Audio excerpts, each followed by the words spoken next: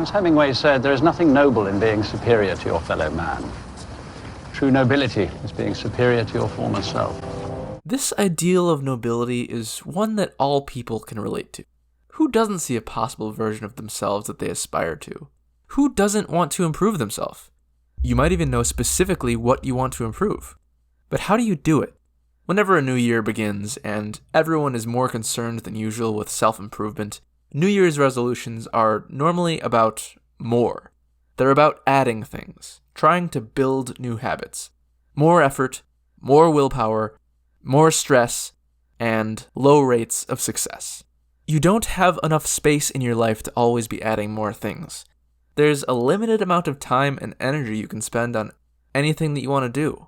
If you want to spend more time with family or friends, you have to spend less time doing something else. Life is a series of trade-offs. If you say to yourself, I want to exercise more, read more, and work more, how do you expect to be able to do these things? Where in your schedule will they fit? And even if you do fit them, how much energy, mental, physical, or otherwise, will they expend? How long can you keep up such a demanding cycle before it falls apart, or before you notice you're neglecting other parts of your life? So if more isn't a good first step, then what is?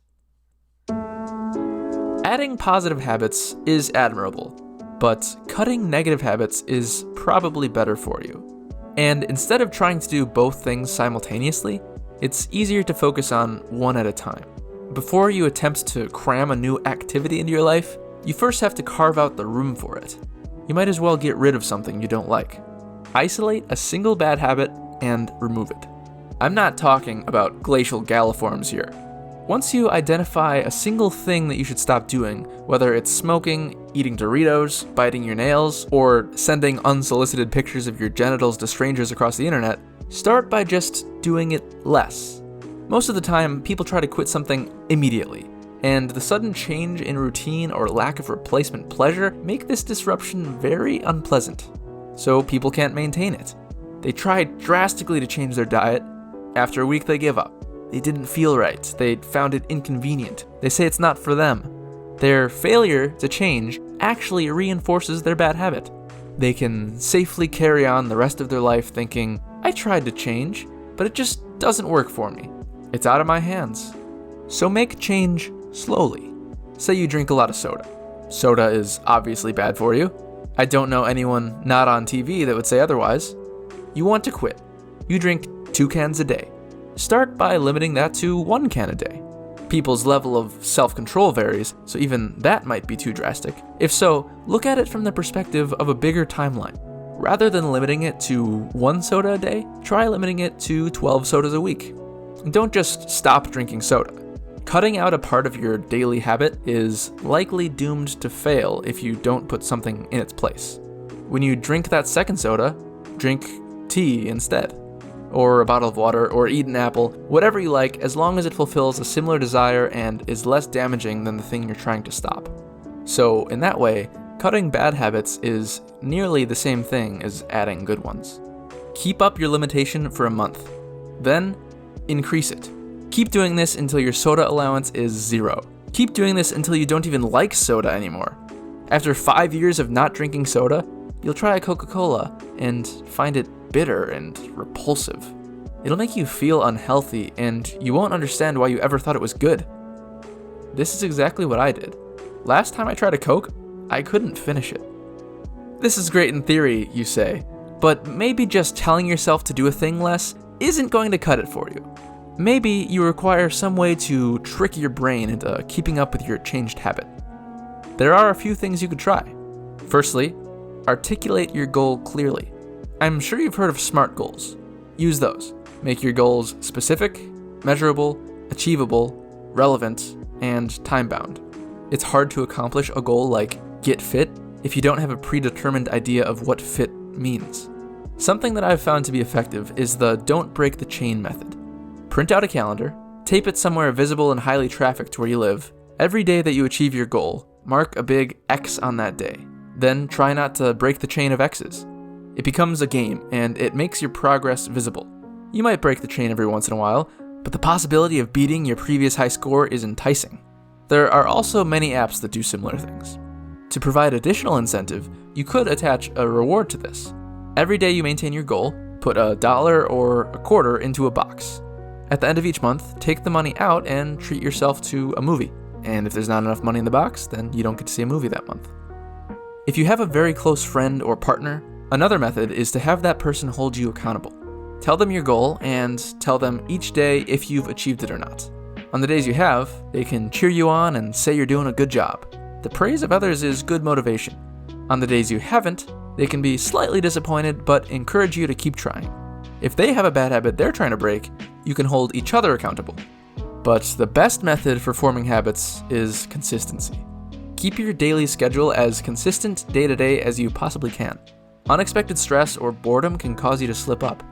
If your days form a stable pattern, your habit of eating an apple at 2 p.m. instead of drinking a soda will eventually gain enough momentum to maintain itself without you actively trying to do so.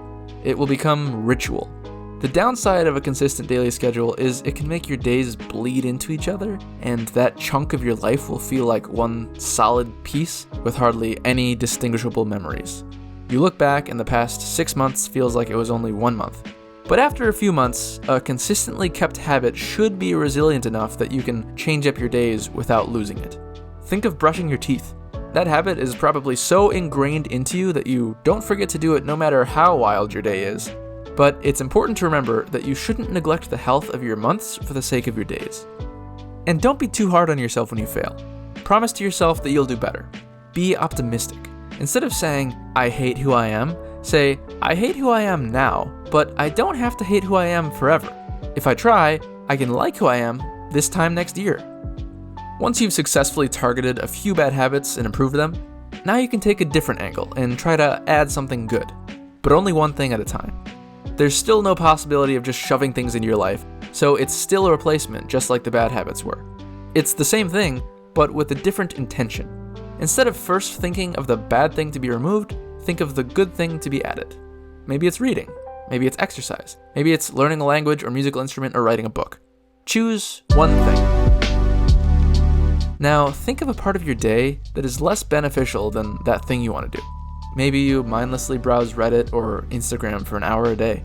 That's a perfect place to read a book instead. It's the little accumulation of all the mindless minutes wasted that add up to significant amounts of time you could have been doing something productive or at least actively engaging. Not all the things you do have to become daily habits. You can become a reader without doing it every day. You could decide to read for a few hours every weekend. This has been pretty general advice so far. What specific things can be done to improve yourself? What's a good thing to start with? Clean up after yourself. Make your bed. Do it every day as soon as you get up in the morning. Cleaning up after yourself will help you to become more of an orderly, organized person. It'll give you the positive inertia to make more meaningful change. It'll also make you more hygienic and raise your self-esteem. Don't leave food in your car. Clean your bathroom. Wash the dishes. Do you have dishes piled up in your sink? Wash them right now. I mean it. Why not? Stop watching this video and go wash your dishes right now. You'll feel better after. I'll wait.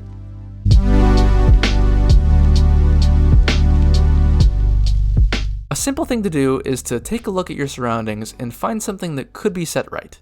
Physical things. Do you have a pile of mail you've been avoiding? Do you have clothes on the floor? Are you content with your surroundings? Another way to improve yourself. Stop using all social media. Twitter, Facebook, Instagram, especially Instagram. Your mental well-being will improve tremendously. All Instagram is a platform for comparing the idealized version of someone's life to the real version of your own. That's a calculation you're not going to benefit from. That kind of thing weighs on you, even if you don't notice it at the time. Social media are great time wasters, and a wonderful place for the worst sides of humanity to come out. Think of the last Facebook argument you had with your uncle, or that one guy you worked with 6 years ago. Was it enjoyable? Did it accomplish anything? Did both of you act how you would have acted in person? Probably not. Take a hard look at your friends and family members, the people you surround yourself with. How do they treat you? How do they treat themselves?